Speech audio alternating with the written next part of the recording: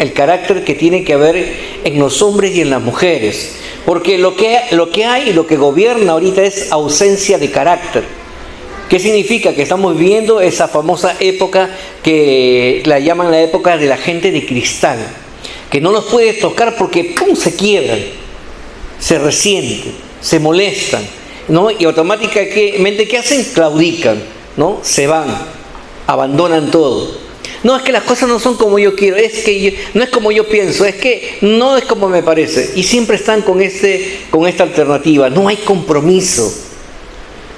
Y entonces no hay gente apasionada por las cosas, ¿no? Como decía, un apasionado es aquel que va a poner el máximo de su esfuerzo para hacer que las cosas funcionen, ¿no? Salgan de la mejor manera. Y de la misma manera, hoy por hoy, dentro de las iglesias, Dios está buscando personas apasionadas, ¿no? Que estén siempre comprometidos con la visión, comprometidos con el llamado y sobre todo con la tarea de ser continuadores de este mensaje de paz, porque su palabra dice: cuán hermosos son los pies de aquellos que anuncian la verdad, aquellos que anuncian el evangelio de la reconciliación. Ellos serán llamados bienaventurados. Y no es un trabajo fácil, porque nuestras fuerzas, a nadie le gusta ser rechazado, a nadie le gusta que lo critiquen, a nadie le gusta pues ser menospreciado. Por eso es la necesidad de hoy por hoy comenzar a reproducir ese carácter de Jesús. En la mañana les compartía a las personas y les decía, muchos quieren ser como Jesús, ¿no? Y por eso que hay movimientos religiosos que basan en ser semejante a Jesús, pero en la vestimenta, ¿no? Ya no usan camisa, pantalones y no se ponen túnicas, ¿no? Cabello largo, barba. Otros se basan en la parte de la alimentación. No, el pueblo judío no podía comer esto y tampoco nosotros vamos a comer esto, ¿no? Y cada uno tiene su forma de querer hacer las cosas, pero no se trataba de eso, no se trata de eso cuando dice que tenemos que llegar a la altura, a la medida del varón perfecto, al conocimiento pleno de la fe de Jesús. Habla acerca de la semejanza en el carácter. Diga conmigo, carácter. En esos principios que van a gobernar nuestros pensamientos, porque tal es el pensamiento del hombre, así es este. Si dentro de nuestra mente no está el carácter de Jesús, esos principios que lo sostenían a Él, entonces nosotros no vamos a poder cumplir la tarea. Por eso que hemos desarrollado, ya estamos entrando a un tercer mes con este tema, y hemos visto los siguientes puntos. Primero, el carácter santo de Jesús nos ayuda a nosotros a dar mucho fruto, a ser productivos. Diga conmigo, productivos. No solamente en el área de las finanzas nuestras, no solamente en el área de la multiplicación y la extensión de nuestra familia, sino que habla acerca de ser productivos también en el reino espiritual, ganando almas, testificando, trayendo personas. Cada uno en el lugar donde está, en la posición que ha sido llamado, tiene que ser un agente de Dios que sea productivo en esta área. También hemos visto que el carácter santo de Jesús afecta los resultados de nuestra oración. Jesús oraba y las cosas sucedían. No importa cualquiera sea la circunstancia. Había un enfermo, oraba por él y se sanaba. Había una gran tempestad, ¿no? Y todos estaban asustados y dicen: maestro, tú estás acá durmiendo y nosotros nos estamos muriendo. Y dice que él se levantó calmadamente, reprendió al viento y al mar, y se calmó y los miró a todos, hombres de poca fe, ¿no? Porque la oración del justo, que dice, tiene poder. Y nosotros no estamos entendiendo, y lo vuelvo a repetir, que el mismo Espíritu que estaba en Jesucristo está en nosotros. Pero mientras no haya esa revelación en nuestra vida, no vamos a permitir que ese Espíritu fluya en la libertad, porque lo tenemos aprisionado.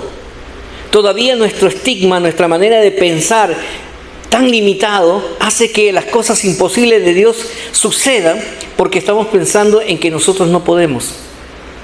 Y no hemos entendido que no somos nosotros. Nosotros somos instrumentos que soltamos la palabra de Dios, y es Dios quien hace las cosas. Lo imposible se hace posible. ¿Por qué? Porque es el Señor quien viene a través de su palabra a hacer las cosas. Y tenemos ese resultado de eficacia en nuestra oración. El carácter santo de Jesús también nos da seguridad de salvación. Porque no existe otro mediador entre Dios y los hombres. Solo Jesucristo, hombre. Y Él es el autor y consumador de nuestra fe. Pero tristemente hay personas que sacan a Jesús de sus vidas, pero quieren toda la bendición que dice la Escritura. Hay personas que quieren sacar a Jesús y quieren entrar al reino de los cielos. Y hermanos, permítanme decirle que eso es imposible. Porque la Escritura nos dice a nosotros que por sus frutos los conoceréis. Nadie puede burlarse de Dios, nadie puede engañar a Dios, porque lo que tú haces en secreto, Dios lo va a sacar en público. Y llegará un día en que nos presentaremos delante del Señor y Él nos revelará todas las cosas. Y yo creo que nadie quiere ser humillado. Por eso es que el Señor nos permite aprender su palabra para comenzar a hacer cambios, si es que es necesario comenzar a cambiar. Vimos también que el carácter santo de Jesús nos califica para el ministerio. No es que nosotros queramos servir al Señor.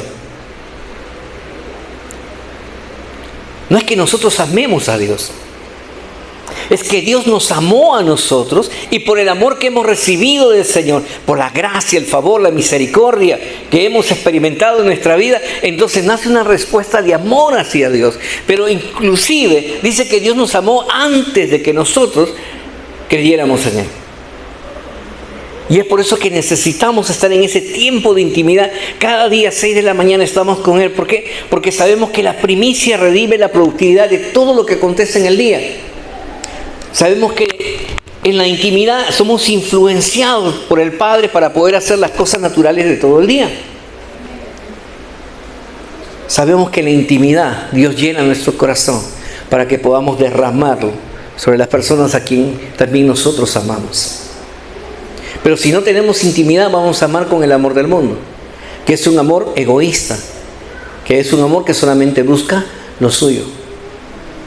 Pero cuando estamos en la intimidad del Padre, Él nos llena de ese amor, que no busca lo suyo, sino que busca el bienestar de aquellos a quien Dios ama. Y a veces nos quedamos, sí, el amor que tiene que ver con mi familia. No, dice el amor de aquellos a quien Dios ama. Y no solamente los tuyos, sino que el amor de Dios es tan grande que alcanza a toda la humanidad. Y por eso que nosotros tenemos que amar y ser llenados en estos tiempos de oración. También el carácter santo de Jesús nos ayuda a ganar las batallas contra el enemigo. Y hemos hablado bastante de que tenemos un enemigo que es muy poderoso, pero que en el nombre de Jesús ha sido derrotado y está bajo nuestros pies. No por nuestros méritos, sino por los méritos de la sangre preciosa de nuestro Señor Jesucristo, quien nos puso en ese lugar. El carácter santo de Jesús también nos revela a Cristo en nosotros. Y cuando uno camina y la persona dice, verdaderamente Él es un hijo de Dios, verdaderamente ella es una hija de Dios, verdaderamente Dios camina con él, verdaderamente la presencia de Dios está en él, porque donde Él llega hay una paz. Cuando Él llega, de repente comienza a decir, la bendición de Dios está en este lugar, y de verdad todo ocurre. Hay veces entramos a un lugar que está vacío, nadie, ni una mosca entra en ese restaurante. ¿No? Y uno entra y de repente dice, Señor, la bendición llega para todos. Y de repente estás ahí sentado y la gente comienza a entrar, y la gente que trabaja dice, ¿y qué pasó, no? Algo ocurrió. Tal vez él no lo sepa, pero tú sí lo sabes. Porque el Hijo de la bendición llegó a un lugar para traer la bendición a ese lugar. Y usted tiene que darle la gloria al Señor. Y si hay oportunidad de testificarle a la persona que está en ese negocio, testifíquele. Y dígale, miren lo que Dios ha hecho el día de hoy en usted. Y eso que usted no cree, pero por causa de que uno vino a este lugar que cree en Dios, la bendición llegó a este lugar. Imagínese si usted creyera. También dice que el carácter santo de Jesús es un requisito para experimentar la vida abundante. ¿Por qué los cristianos no vivimos una vida abundante? Es porque simplemente no estamos permaneciendo en el Señor. Le decimos que le amamos, le decimos que Él es lo primero, pero en realidad nuestras acciones muchas veces no reflejan lo que nuestros labios dicen. ¿No? Dice, vienen a mí, oran a mí, mas su corazón está lejos de mí. Y si hacemos una pequeña reflexión, estamos aquí, pero estamos pensando en otras cosas. Nuestra cabecita nos lleva por todos lugares. En el trabajo, en el colegio, las cosas que tengo que hacer, lo que he dejado pendiente, me va a faltar tiempo, ¿no? ¿Qué tenemos que hacer? Tenemos que venir con expectativa y decirle a esta cabecita, ¿no sabes qué? Te quedas acá. tú te quedas acá. Tú no me vas a llevar donde tú quieres. Yo te voy a llevar delante de la presencia del Señor para que te rinda, para rendir todos mis pensamientos, todas mis emociones, todos mis sentimientos, para que el Señor transforme mi vida y me lleve de gloria en gloria y de victoria en victoria. Amén. La semana pasada hablamos también hace 2 semanas, hablamos acerca que el carácter santo de Jesús era necesario para operar en los dones del Espíritu Santo, ¿no? El don de sanidad, el don de milagro, el don de profecía, el don de palabra de ciencia, conocimiento, entendimiento, discernimiento de espíritu, ¿no? El don de lengua, interpretación de lengua, y en fin, los 9 dones espirituales más los 5 dones pues del ministerio quíntuple. Pero si no tenemos amor, de nada nos sirve. ¿No? Y 1 Corintios capítulo 13 empieza: usted puede tener todo, pero si no tiene amor, de nada sirve. Por eso que el mejor don, cuando usted se rinde cada mañana y le dice: Señor, necesito más de tu amor para poder amar a aquellos a quien tú amas. ¿Saben por qué la iglesia muchas veces no predica? ¿Saben por qué no testifican? ¿Saben por qué no obedecen a Dios? Es porque solamente están pidiendo: bendíceme, bendíceme, bendíceme, bendíceme, bendíceme, bendíceme. ¿Y qué dice la Escritura? Como pedís para tus cosas egoístas, no recibís. Si la iglesia orara simplemente para decirle: Señor, dame más amor para amar lo que tú amas, las cosas serían totalmente diferentes. Iglesia, por eso que hemos abierto todos los días ese tiempo de oración. 30 minutos. No es más, 30 minutos para que usted esté en la presencia de Dios, orando por nuestra nación, orando por los enfermos, orando por las necesidades de nuestros hijos, nuestra descendencia y nuestras generaciones. 30 minutos. De 24 horas, 30 minutos. Y entonces, si no tenemos amor, de nada nos sirve tener todo el poder. Por eso es que necesitamos tener el carácter de Jesús, porque el carácter domina las pasiones, domina nuestras emociones y nos permite ser como Dios quiere. Ahora, ¿por qué es necesario reproducir ese carácter dentro de nosotros? Porque en este 9º punto, el cual vamos a ver, necesito que ustedes puedan prestar mucha atención en esta área. La Escritura nos dice que en este 9º punto estamos rodeados de una gran nube de testigos. ¿Saben qué? Que nos están observando.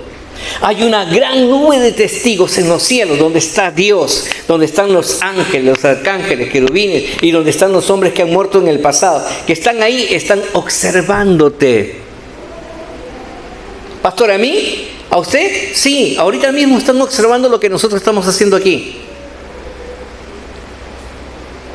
¿Y por qué nos observan? Para ver si nosotros damos la talla, la medida. Porque hemos dicho, Dios es intencional.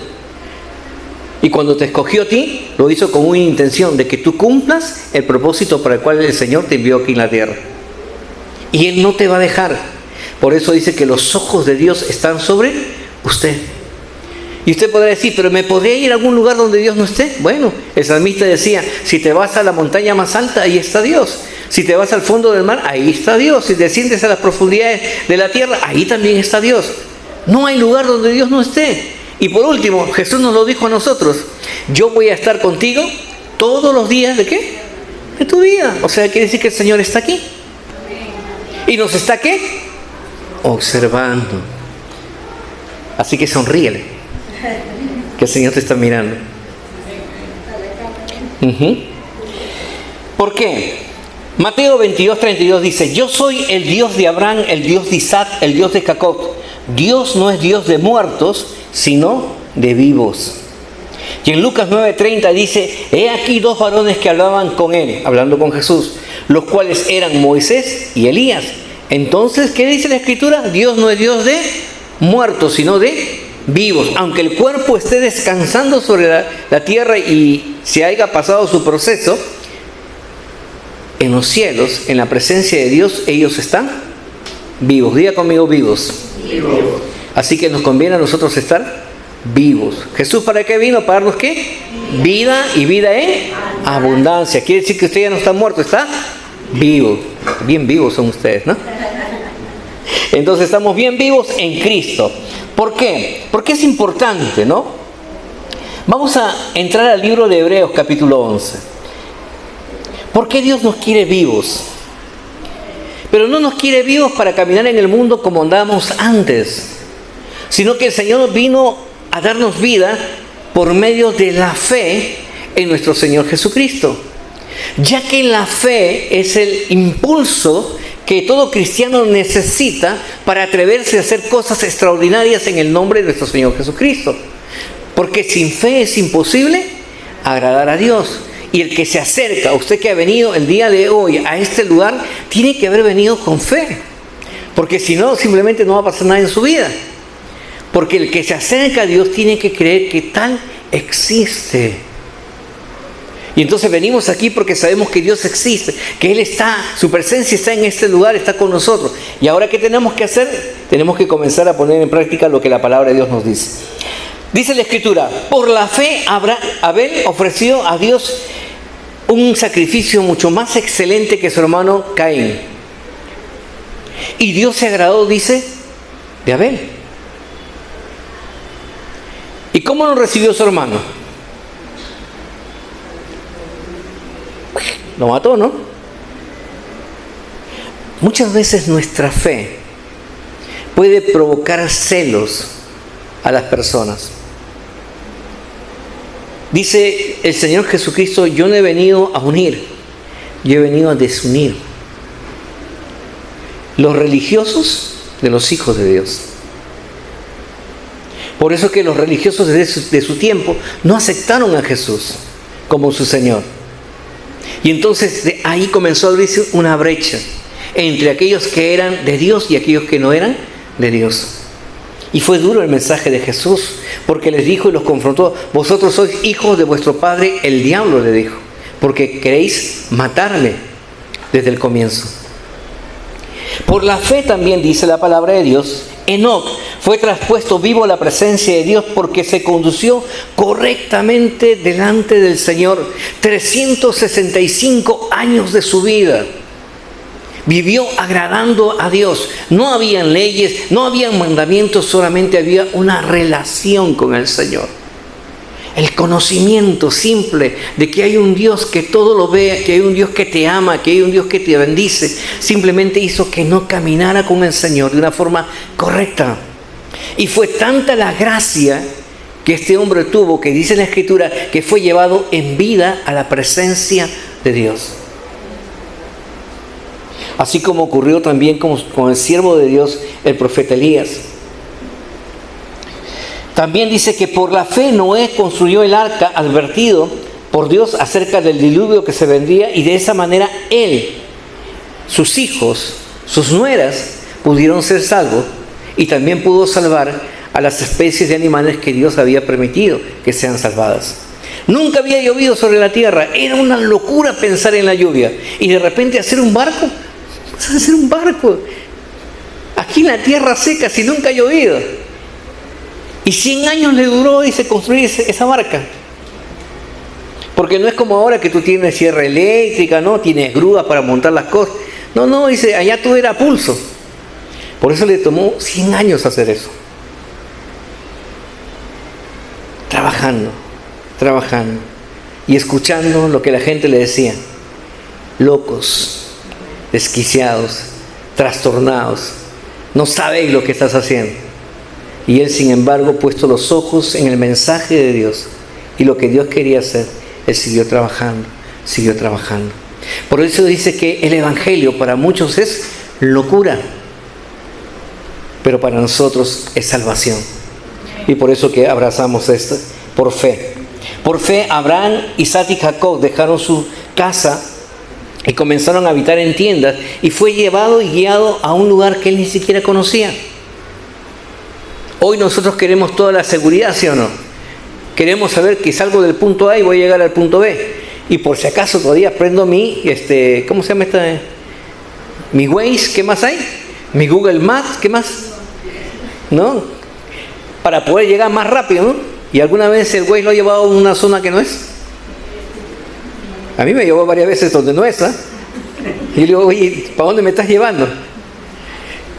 Pero dice que en aquel entonces simplemente era escuchar a Dios y conducirse.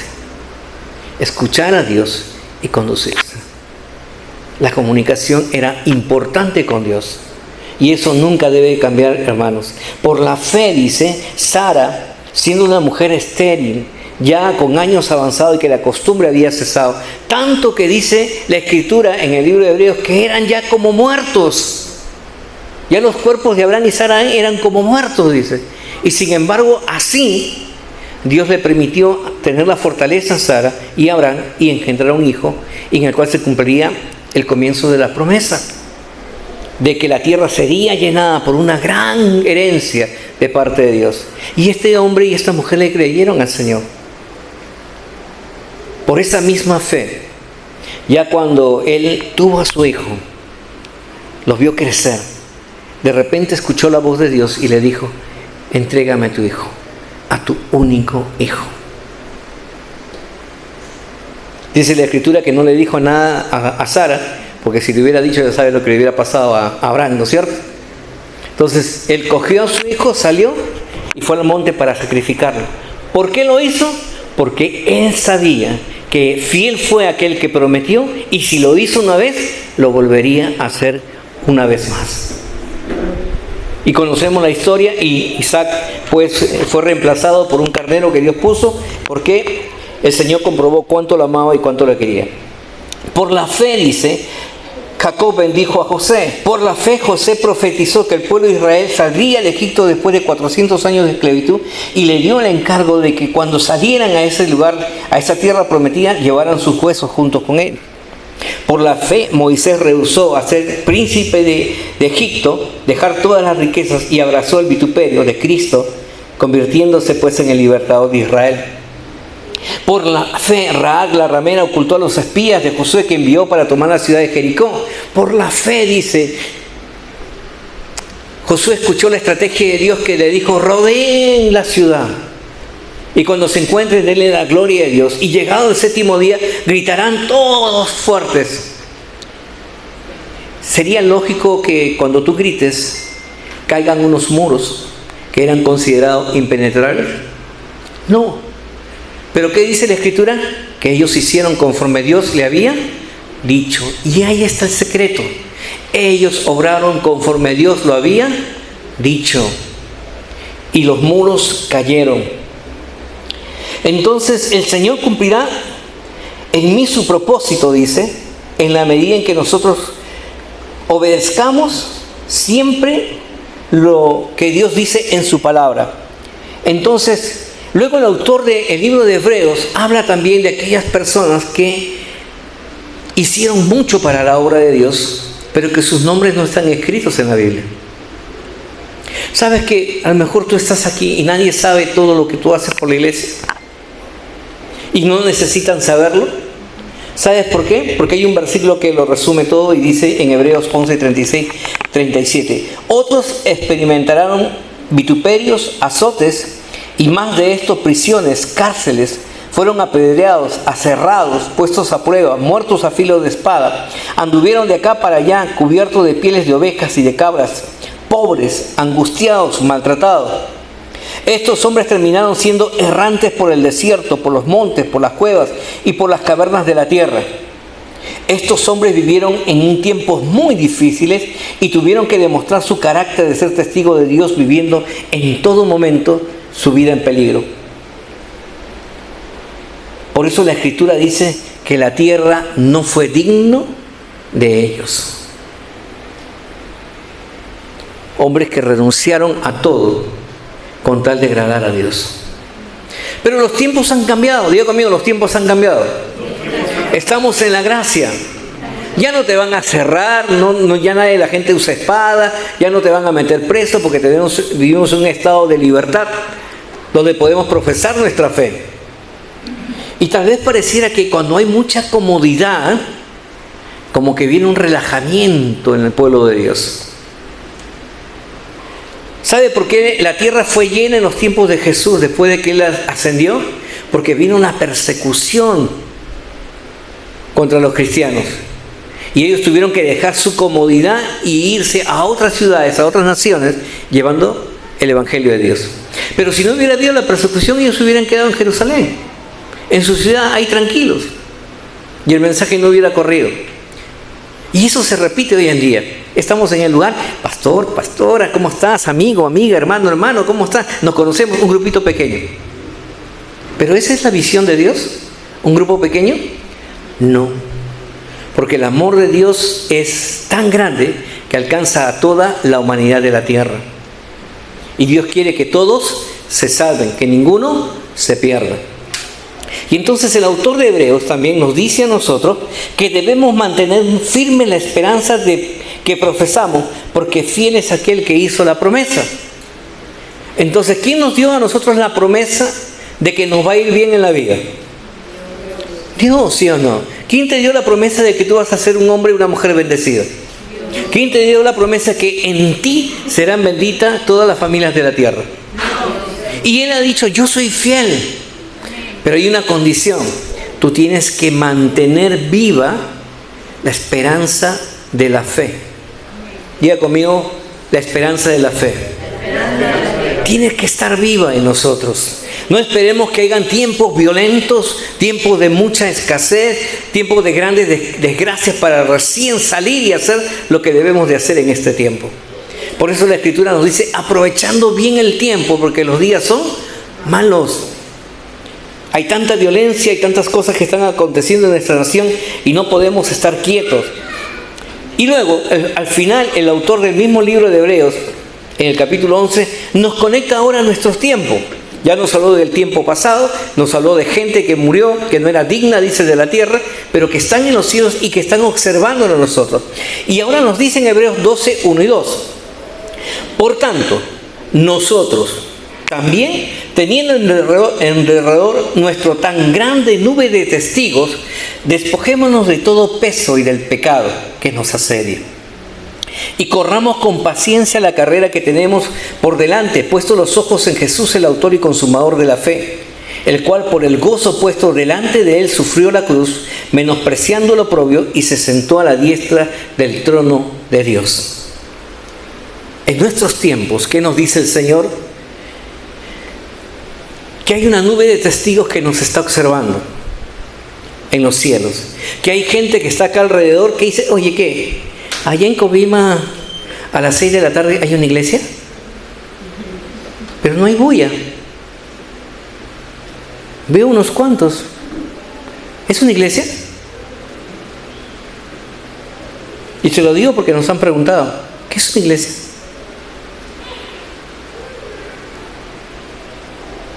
Y eso nos debe llevar a nosotros a la reflexión. ¿Qué está ocurriendo?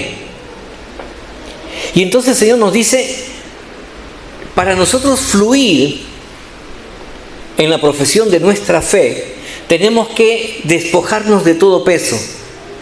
¿Sabe? Nosotros no hemos sido diseñados para llevar peso. ¿Y qué peso usted podrá decir? Pero yo me siento acá ligerito, no tengo nada. Pero ¿qué hay aquí en tu corazón? ¿Qué hay aquí en tu mente? Imagínese si uno tiene una fortaleza aquí en su cabeza.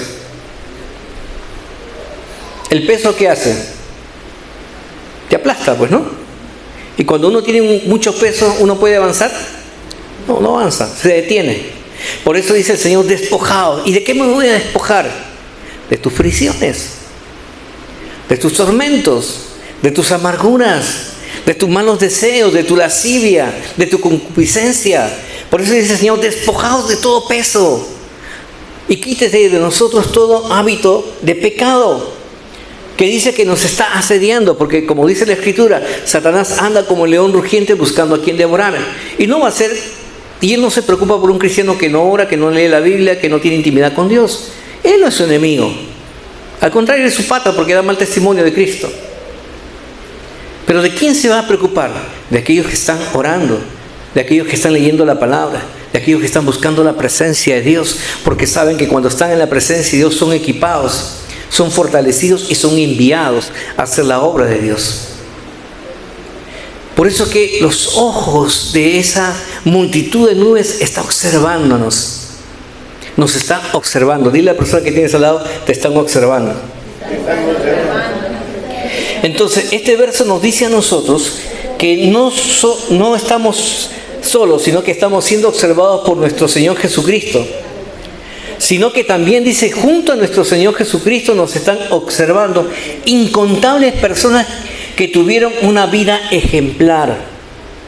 No una vida perfecta, sino que una vida ejemplar delante del Señor. David no fue el hombre perfecto, pero la Biblia dice alguna cualidad acerca de David, que tenía un corazón conforme al corazón de Dios, porque él pecaba y se humillaba, pecaba y se humillaba. Y si no se acordaba de su pecado, iba y le decía, Padre, muéstrame en qué pecado, para yo arrepentirme. Por eso también dijo, mis huesos envejecieron, porque callé en mi pecado. Mas confesaré estos a Jehová, y Él me librará. Y eso es lo que quiere el Señor, que nos despojemos el día de hoy de todo, para poder correr con este plan maravilloso. Dios puso también a hombres y mujeres, a jóvenes, ancianos, e incluso a nuestros niños, un corazón valiente, un corazón esforzado. Ellos están a nuestro alrededor para presentarnos el plan de salvación. Ellos nos entregaron a nosotros la batuta, la responsabilidad. Y también ellos nos están observando a nosotros. Desde mi punto de vista personal, yo lo entiendo de esta manera. Esto no es una doctrina. Vuelvo a repetir, desde mi punto personal, lo considero que es así.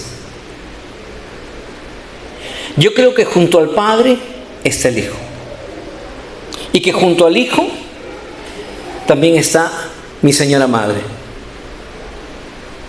porque ella fue una mujer que en sus padecimientos nunca se quejó, sino que él decía, yo voy a la casa del Señor a orar. Yo voy a la casa del Señor a interceder por ustedes. Porque el Señor me dio una promesa, si tú crees en mí, tú y tu casa serán salvos.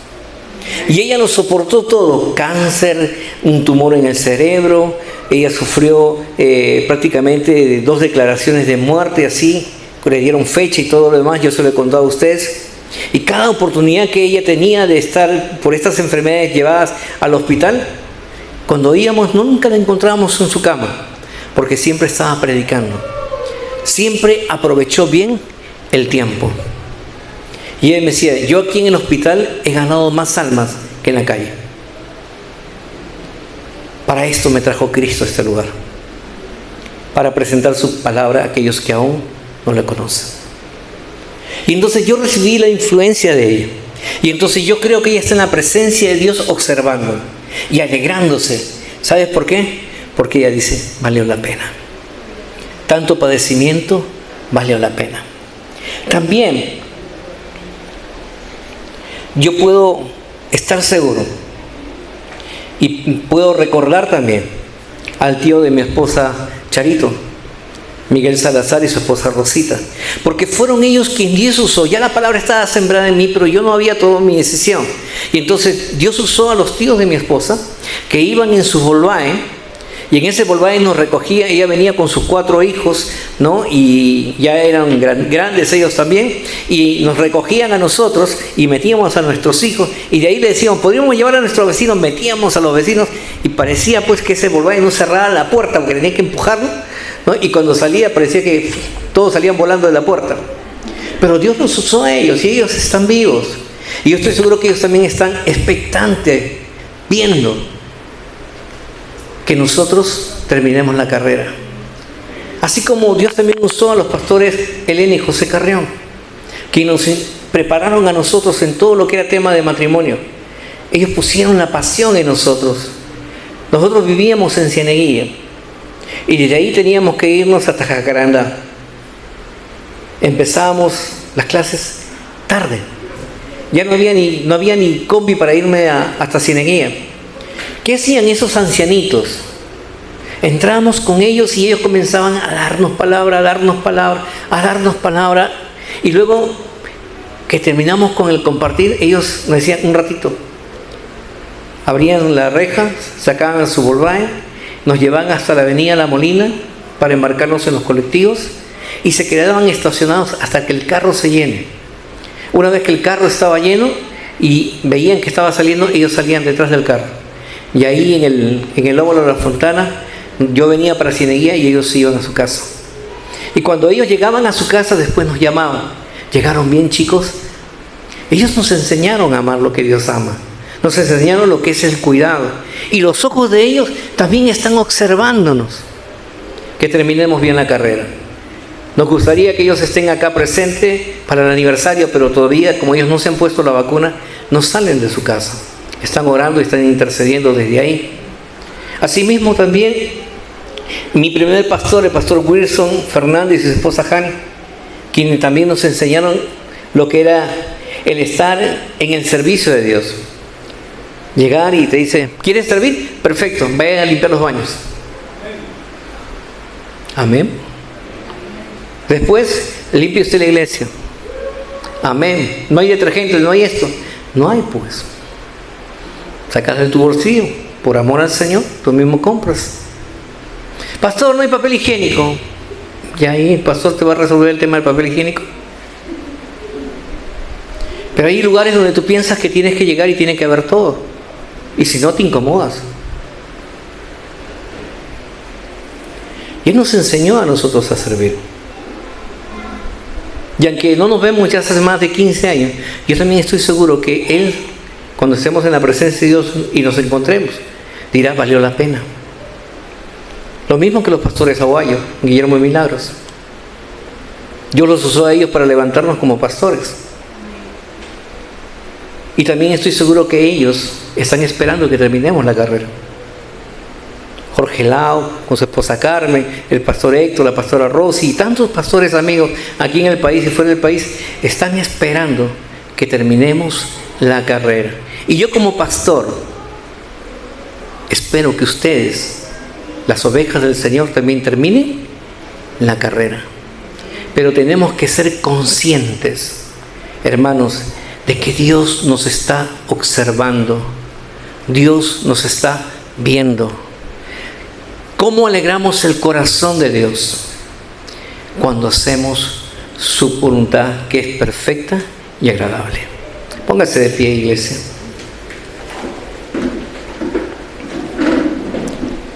¿Ha considerado usted eso alguna vez? Que hay una nube de testigos. Ahora le pregunto, ¿los testigos para qué son? ¿Para qué? Para dar testimonio, ¿no? Y se imagina, cuando lleguemos a la presencia de Dios, usted va a decir, pastor, estoy llegando aquí al Señor, a tu trono. Y de repente los testigos van a estar mirando, ¿no? Estás llegando. ¿No? Ah, ya. Ahorita vamos a dar testimonio acerca de tu vida. Y esto es verídico, ¿no? Un pastor que estaba pasando un momento de suma gravedad, los pulmones agujereados, el hígado ya prácticamente destrozado, los riñones también. Estaba muriendo el pastor. Y él pensó, ya terminé la carrera, he corrido la buena batalla, me voy a la presencia de Dios. Y entonces dice que él está dejando su cuerpo, él se veía, dice, elevarse y de repente ve una puerta grande que se abre, una mesa grande con un banquete. Pero ¿sabes qué? Estaba llena de demonios. Y él dijo, ¿qué? ¿A este lugar voy a ir y llegar? Señor, pero si yo... Pero, ¿no? Y el Señor le dijo, no. Tú piensas que vas a venir aquí, pero sin santidad nadie verá a Dios. Pero Señor, si yo le he enseñado a toda persona. Y él me decía, sí, pero la santidad tiene que ver con el tema de mi imagen, no de lo que tú haces, sino de lo que tú representas. Tú dices que me amas, y entonces ¿por qué estás peleado con tu mujer? ¿Por qué estás peleado con tu marido? Tú dices que me amas, Y sin embargo, sigues enojado, sigues sin perdonar, sigues atado. Si yo te hice libre, ¿por qué vives siendo esclavo?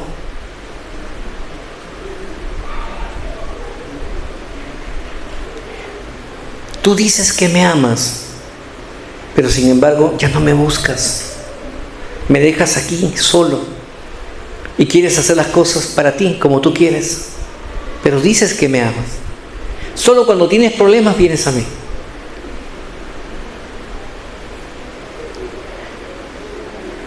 Y él dijo, reconoció su pecado y ya se sintió que se iba a ese lado, a ese lugar de tormento. Pero de repente dice que escuchó una voz en medio de todo eso que le dijo, tú no morirás, tú no morirás, tú vivirás, para que restablezca mi santidad en medio de tu hogar, en medio de tu familia, en medio de la congregación. Por eso que hablamos, hermanos, del carácter de Jesús. Jesús nos dijo a nosotros, sed santos como yo soy santo.